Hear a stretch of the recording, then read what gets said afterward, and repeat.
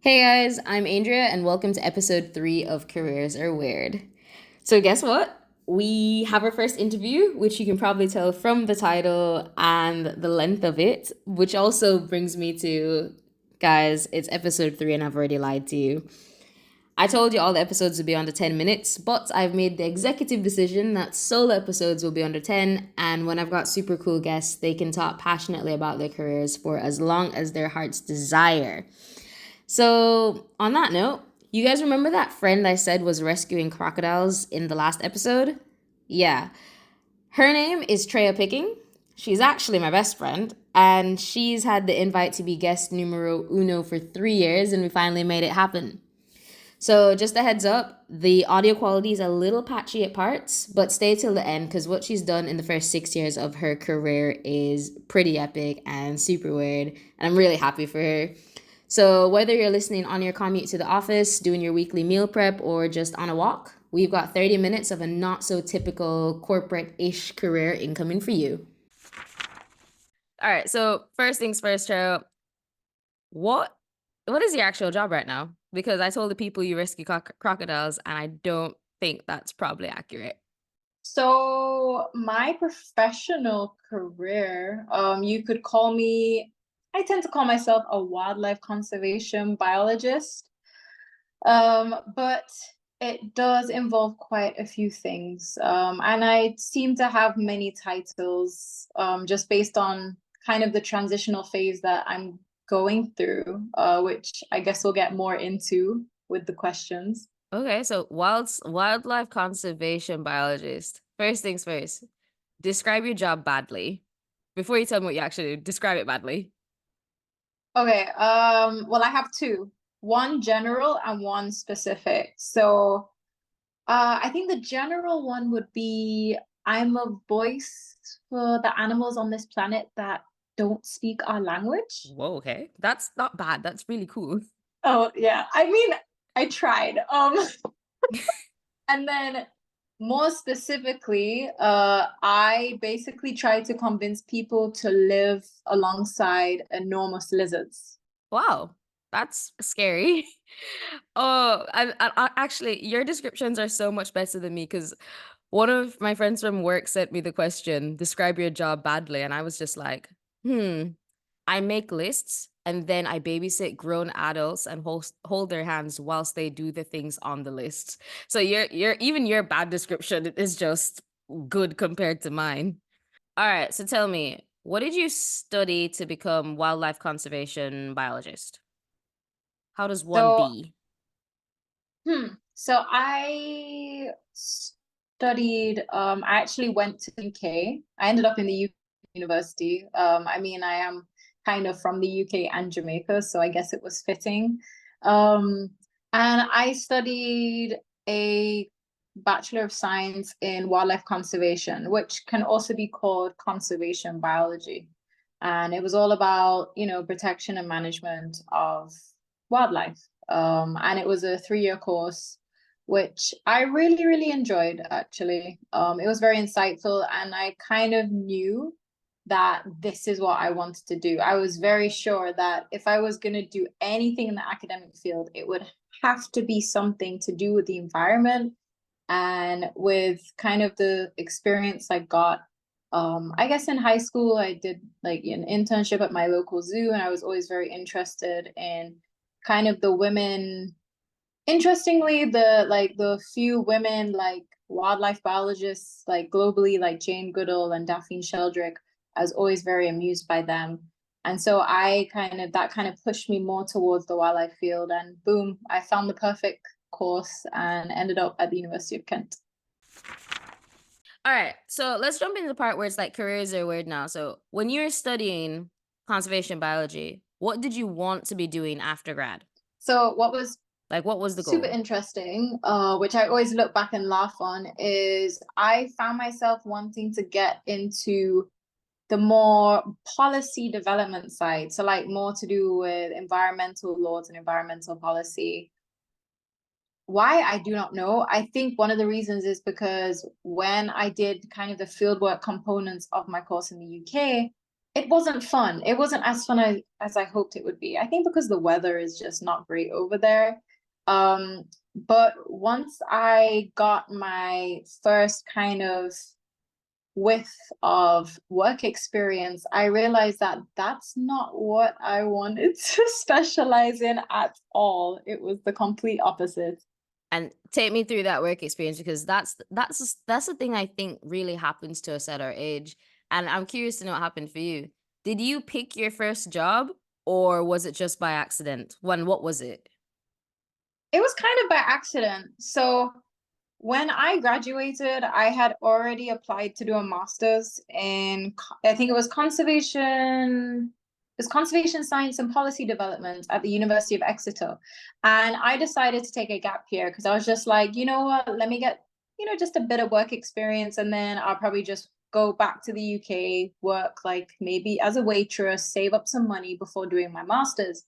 So I came back to Jamaica and I secured an internship with the government agency, the National Environment and Planning Agency. And one of their like responsibilities is ensuring the protection and management of Jamaica's wildlife, which was perfect.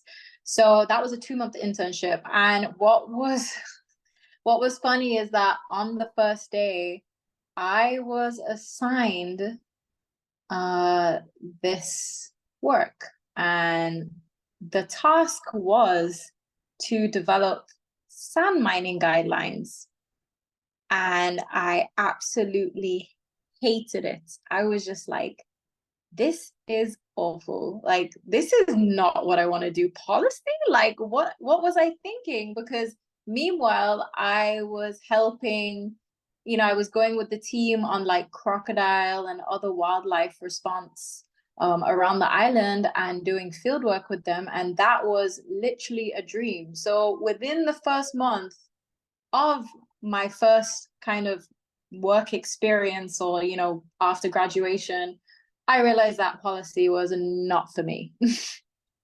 I mean, for good. I'm so glad you figured that out before you did your masters, because can you I imagine? I know, and that's why I always tell people, like, don't rush into kind of getting, your degrees and your masters and upping your education. Like, try and get all the work experience you need, because it really does tell you a lot about yourself and where your passions actually lie. Okay, I'm gonna use that as the reason why I have not gotten anything after my bachelor's after all these years. Meanwhile, you are hashtag educated over there. Guys, just so you guys know, Treya's on her way to her PhD. I think she has you have your MPhil by now or something like that? Yeah, I have my research masters. Yeah. Just So one of us is educated, okay, guys? Putting that right out there. But me, I'm still getting that work experience to decide whether or not I want to do a master's. All no. right. So, okay, I know you were at NEPA for 5 years, and I feel like you've had multiple roles through that time. So, what was your role in year one, let's say, and your role in year five, and how did it change along the way? So I think like there's kind of two sides to, I guess, my role. And also, I don't know if you want me to kind of touch on the role itself and then how I felt in my first year versus my fifth year. Yeah. So like genuinely, because I think it's really interesting how we all go in year one, we have Yeah. no experience. We don't know what we don't know in our year one. But then by the time we've gotten through year five, we suddenly have this whole new experience of office politics and departments. And we've been able to almost pick and choose Yeah. what we do sometimes. Yeah, so like my first role, it was more of a, I would say I was like in a lower level. But to be fair, within my first year, I progressed pretty quickly, and I was then in the same position for the next like 3 to 4 years. But I came into my new job, and the conservation biology field can be a very depressing field because it's always an uphill battle. You are fighting to save the natural environment, the wildlife, especially the misunderstood species. So I was always on a fight, fight, fight, fight, fight. Like, I'm gonna really work hard at my job. I was doing the most, which I feel like you should. within, the first few years at a job, like to grasp all the opportunities. So I was just loving my job. Of course, there were challenges, there were dips, but I was reaching out for a lot of opportunities. And it was definitely a perfect first job for me. It opened my eyes a lot. So that's how I was feeling first year. And then, by my fifth year, I felt a lot more experienced. I had a lot more responsibilities. I was in charge of, more things. I felt like more of an expert in my field, especially when it came to reptiles such as crocodiles and our iguanas and so on. And that felt great. However, I felt I started to feel very burnt out. I was feeling very stagnant. And I knew it was time for a change.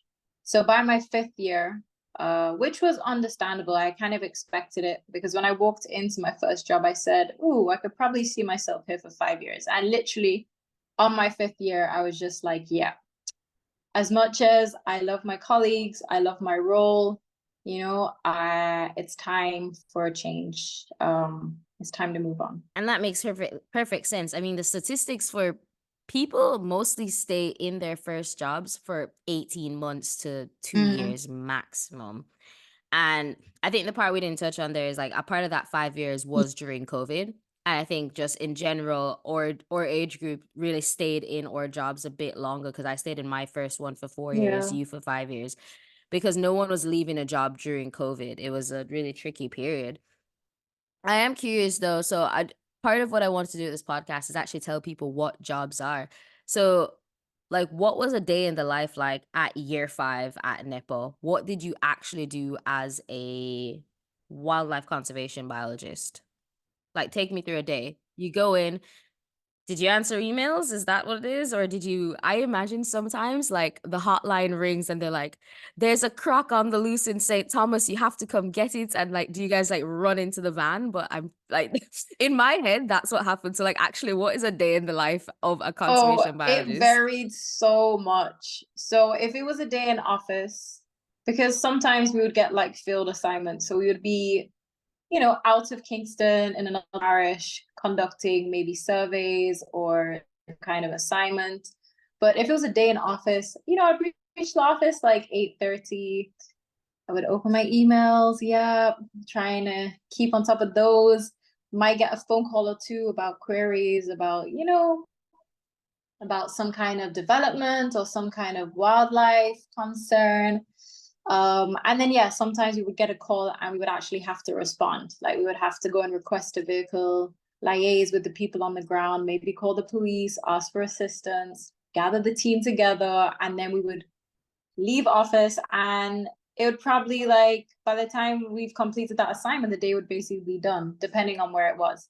But if that didn't happen, it was just a case of working on reports, any tasks that were given to us, conversing with your colleagues, keeping afloat of, everything going on with the agency and outside with certain topics.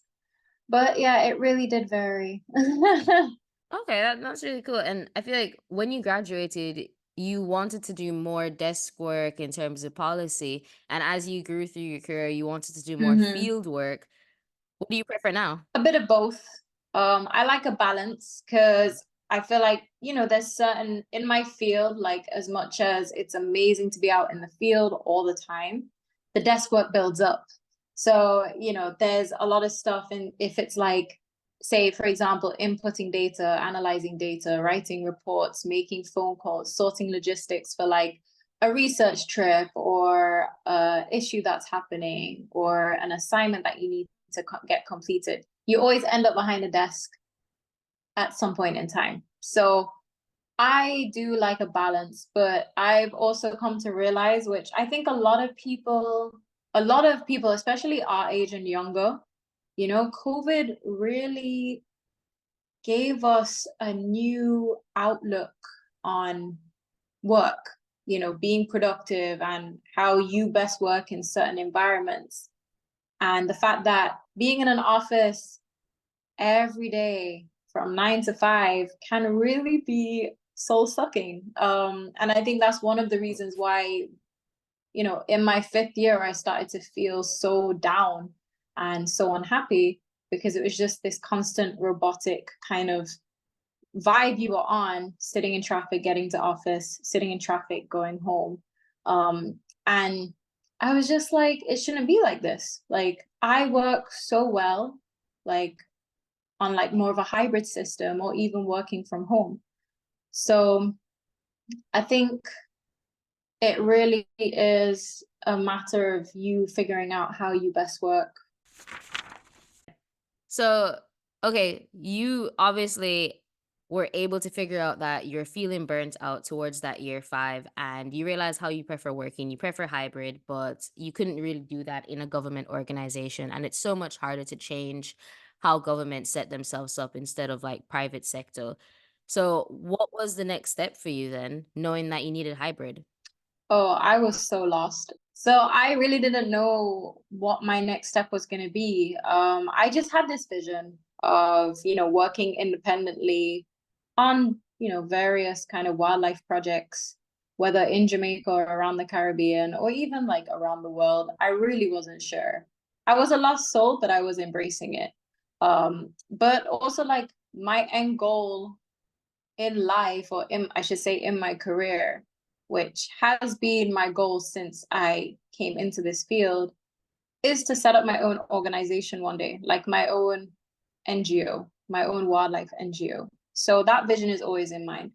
Um, so yeah, I think at NEPA for 2 of those years, which I forgot to mention, I was doing my master's part-time and I was spearheading a project which was the first island-wide crocodile survey project, which was done collaboratively between government, 2 universities, and it was done as part of my master's as well. And that really opened my eyes into project management. Like, I absolutely loved it. So I was just like, if I want to do anything next, it's something along those lines, something where I'm flexible, I can be independent, I can be in charge of my own schedule to an extent. So yeah, I left NEPA without really securing my next job, which was a bit daunting, but I was just like, I need a break. I'm burnt out. Life is short. I'll figure it out. Things always work out. And that's something I always tell myself. And I was just like, I'm going to give myself maybe a few months to travel, to just relax, to job search, to figure it out. And it's funny because I ended up in the Cayman Islands. I remember this. No, I don't even know that's what to say, but no, no, no. And I think it's just that's really cool that you knew what you wanted to do, and I think that's the big one. You decided to take the leap. You did something that I mean, I may have pushed a little bit when I was just like, yeah, just quit, it'll be fine. I really do. There's a My reason dad, my mother thinks all I do is tell my friends to quit their jobs. She literally thinks that's all I tell you guys. he really does. And it's funny because my dad was not amused. Like, usually, like, my parents are very supportive, but they were slightly just like, are you sure you want to leave your current government job without securing another job? And I was just like, I'm sorry. I need to get out of this. I know what's best for myself. And I Exactly. no regrets. No regrets whatsoever, because everything that happened after that has only brought me to where I am right now. And it's still a journey for me. And I'm happy. I think that's what counts. Yeah, but what? Well, yeah, and that's the most important thing. Like being happy is the most important thing, and I know that's definitely an our generation thing to say. Being happy at work is the most important thing. I completely get Yeah. that. But before you finish up, like you said that everything that happened has brought you to where you are right now. Where are Mhm. you right now? Because the whole time I've known you in this career, you've been doing extra projects, of course, getting highly educated, doing videos, doing TV. Are you on TV? Why do I feel like you're in a documentary somewhere? Like, what have you been doing? I've been a few. I've been doing the most, as I said. from the beginning. Yeah, I mean, since I left my first job, back actually, Andrea, it's nearly a year since I've left Nepo. Girl, It's it's a insane. year because I resigned a year ago as well. I remember we resigned within 1 week of Oh, each other. It's been what? Yeah, yeah. It's been a year. why are we like this? You know what's really funny though?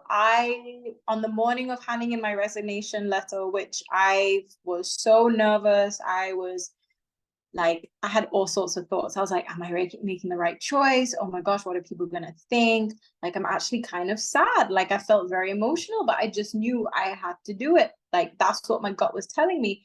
And I recorded a video on Snapchat. This is why I love Snapchat, because, it pops up your memories.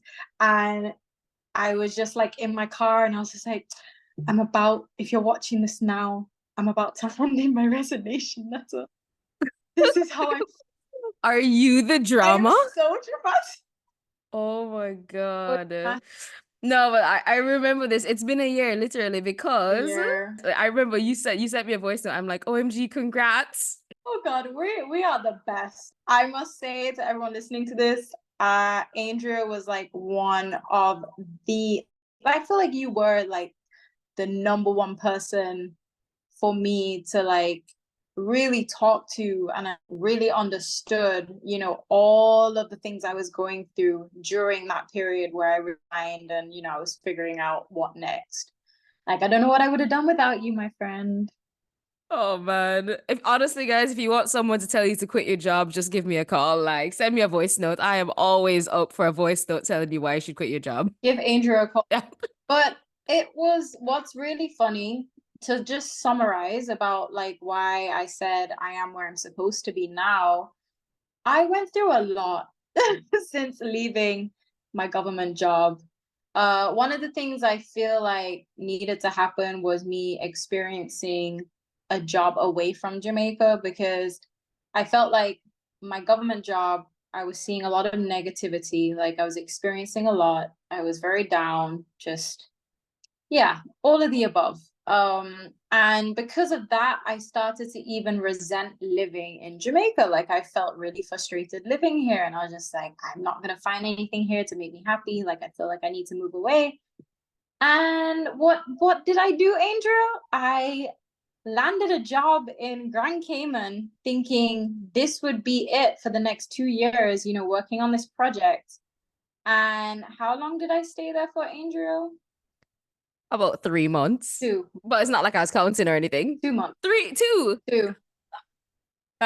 It was meant to be 2 years. It ended up being 2 months, and I ended up moving back home. And I won't get into why I left my job in Grand Cayman. It just wasn't the right fit for me. It wasn't for you, and that's perfectly fine. And being able to figure that out is like a superpower because you know how many people can't figure it out because Yeah.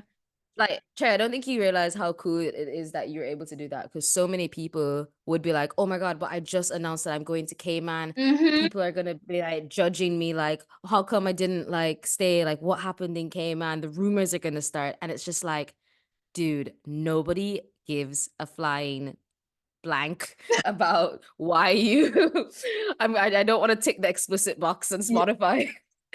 But no one cares. Literally, no one cares. And because we eventually realized that, by we, I mean you. Yeah. But we were all You at this job in Cayman. you were. I remember giving you updates like every week about how things were kind of going downhill, and what to do next, or what to decide, and how to feel and how to react to the situations. But Yeah. it made me realize that Jamaica was where I should be. And my original plan to stay here and try and establish myself as an independent wildlife conservation biologist working on multiple projects, I should have just stuck to that. I should have just taken that risk. Like, job stability, what's that? Like, everything works out. And Exactly. right there, right now, I am literally in this position right now doing exactly this. And I couldn't be happier. I mean, yes, it's very stressful. And sometimes I feel like I just want to like lay in my bed and stay there for a while or cry. but I know it's exactly where I need to be. Like I am challenging myself every day. I feel like I'm developing so much in my career, and I'm one step closer to that end goal, which is, establishing my own wildlife NGO one day. So I'm happy. I'm happy. And the risks and the experiences and the ups and downs were definitely worth it, or have been worth it so far, because, still going through it. Like, it's really refreshing to hear you say that and realize that you've been learning and figuring things out along the way, even though it's not what you thought you wanted to do after you graduated. Like, it's not the policy development that you thought it was going to be, but it's been so much more. So you have the end goal of starting your own NGO. Life's not stagnant. Roles aren't forever. You've had how many roles is that in between? I don't know, 4, 5, 6 roles in between, just in terms of government work plus freelance projects plus research projects. Knowing what you've done so far and what you want to be in terms of founder of your NGO, what's the next step for you? Like, what's the rest of your weird career look like for now? Oh, I don't know. I mean, I do know. I think I want to keep learning. So I want to keep getting, experience in my field. That means like I actually told myself the other day I want to do some like short courses. I want to try and expand my knowledge.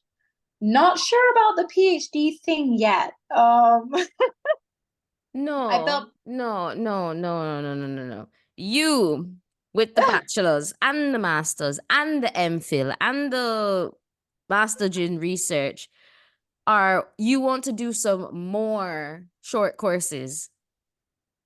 yeah, I just feel like I love learning, and I also feel like there are certain roles or certain fields or levels I want to reach in my career, and I know that there are certain kind of things that I need to do to kind of up my CV, up my experience, make my LinkedIn look a bit more attractive, because that's always a thing.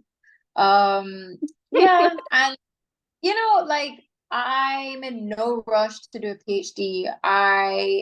There was one point in my life where I was just like, okay, I need to get my master's. I need to go straight into my PhD. I'm gonna just go straight into my PhD. And I realized after my master's, I did it part-time. It took me around 3 years, a little more because I had some admin issues, but finally got awarded. And I was just like, I need a break from academia.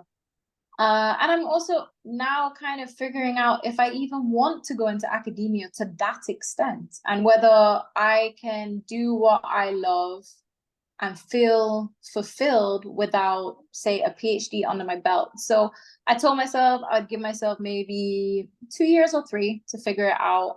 But in terms of what I see myself doing, I just really see myself continuing to work on multiple projects. I actually have an initiative that I will be launching shortly, my own project.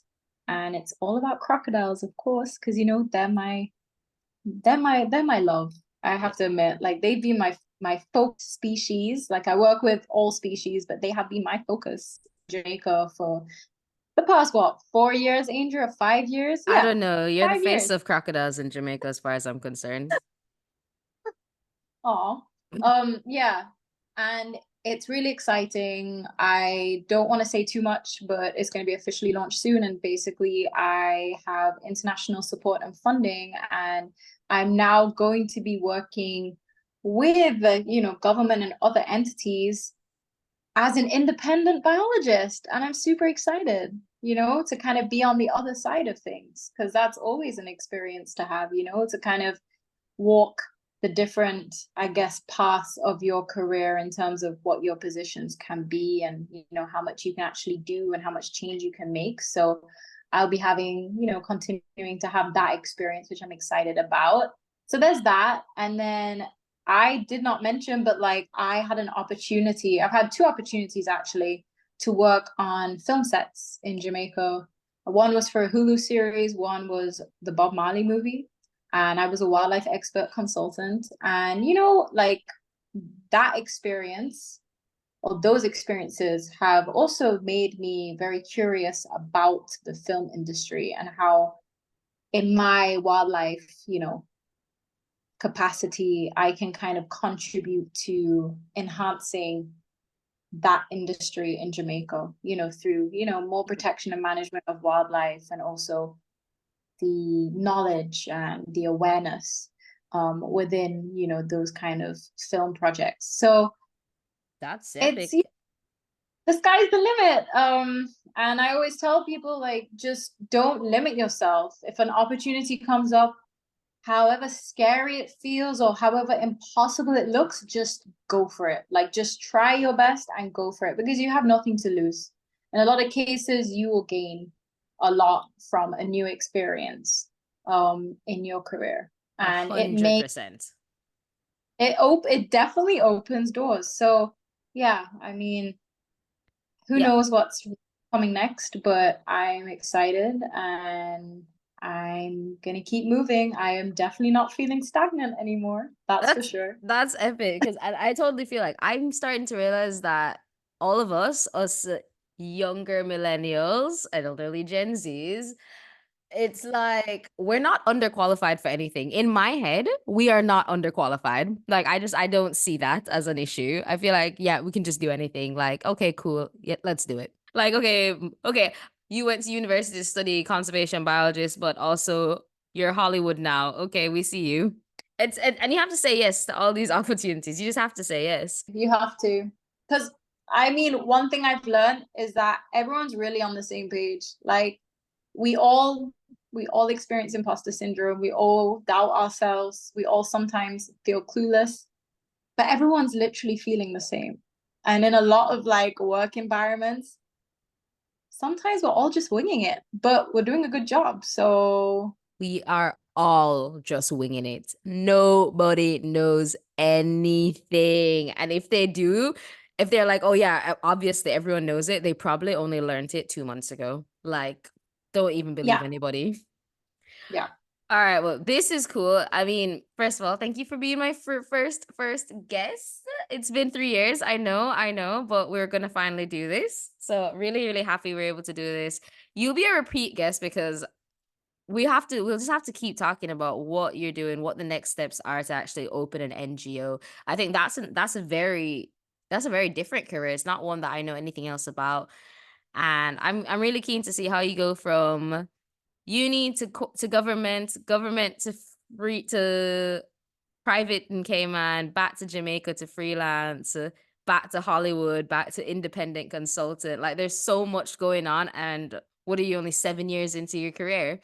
We have to talk again for sure. Yeah, you made me realize a lot, like just kind of reflecting on everything that's happened so far. And I'm really happy to be your guest on this podcast. Thank you for inviting me, bestie. Oh my god, I'm so happy we were able to do this.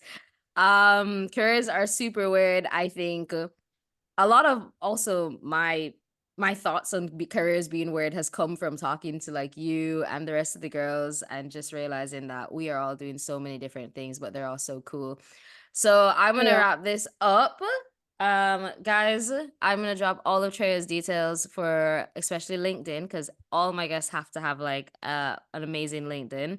And you can see all the wildlife conservation work that she is doing, and you can continue to watch her on her journey to open this NGO when that happens. Because I feel like it definitely, it's going to happen. So if anyone else wants to know about being a wildlife conservation biologist, hit her up because she can talk about the cool things she does all day long. And crocodiles, oh my god, don't get her started on them.